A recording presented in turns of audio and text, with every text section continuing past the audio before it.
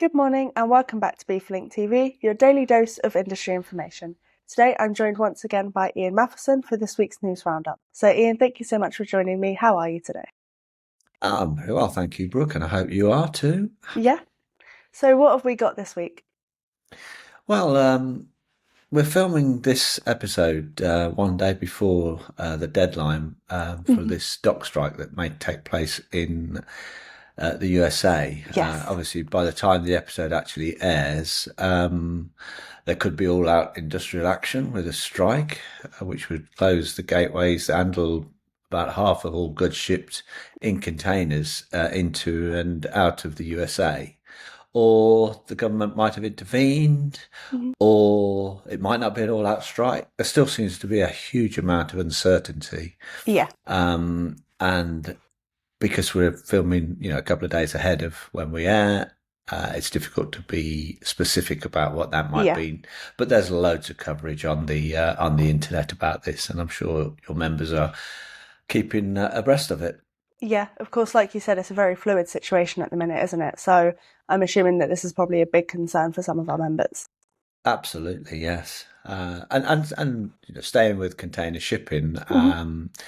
a bit better news for your members is that I saw an article in the Container News website, Mhm. which was talking about the Far East to Europe container shipping trade, Okay. and that said that container shipments from Asia to Europe amounted to over 1.5 million TEU in Oh wow. July, Mm. according to the Japan Maritime Centre and an organisation called the Container Trades Statistics.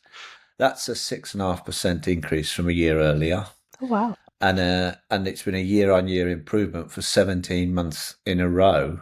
Mm. Although the negative side is that in the other direction, they reported that shipments shrank by 6% to just over 500,000 TEU in Oh wow. July, which was the first year-on-year contraction, I think, in 3 months that they Mm. said.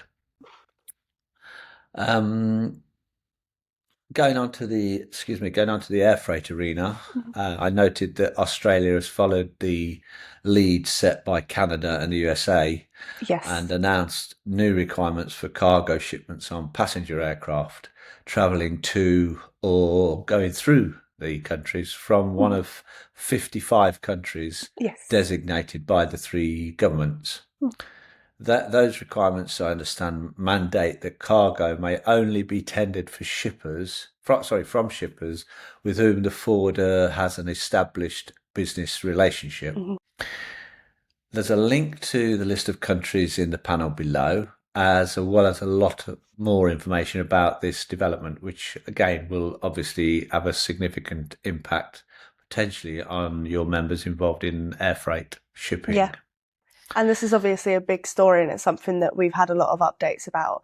And like you said, it's obviously something that our members need to take forward because it'll impact a lot of movements. Yeah, absolutely. Um, Also, sort of an air freight story is concerns something taking place in the USA that there's been quite a lot of coverage about. Although I'm not sure it's going to affect a huge amount of your members, but certainly any of them that are involved in fulfilling e-commerce logistics activities into the USA will be, and that's the US government trying to lower the de minimis threshold in the USA Mhm. to prevent the Chinese e-commerce giants from exploiting what they see as an existing loophole in import Right. regulations.